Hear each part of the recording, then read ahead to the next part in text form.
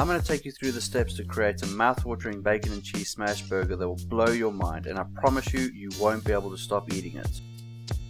Imagine sinking your teeth into a juicy patty surrounded by crispy, smoky bacon, melted cheese, and all the fixings on a toasted bun. It's a burger lover's dream come true, and today we're going to make it reality. One of the biggest challenges people face is achieving that perfect balance of flavors and textures. You want the burger to be juicy, but not too sloppy. You want the toppings to complement the patty, not overpower it. And then there's the issue of presentation. You want that burger to look almost too good to eat. Almost. To start, we're going to need some top quality ingredients. Fresh beef smash patties with melty cheese on top.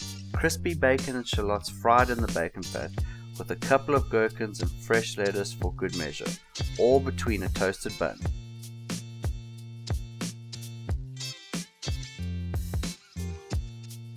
As we assemble the burger, you can almost smell the aroma wafting from the screen, can't you? The combination of flavors and textures is just begging to be devoured, and we're not even done yet. In the end, we're left with a burger that is truly epic. Crispy, cheesy, smoky and indulgent. It's a burger that will leave you wanting more.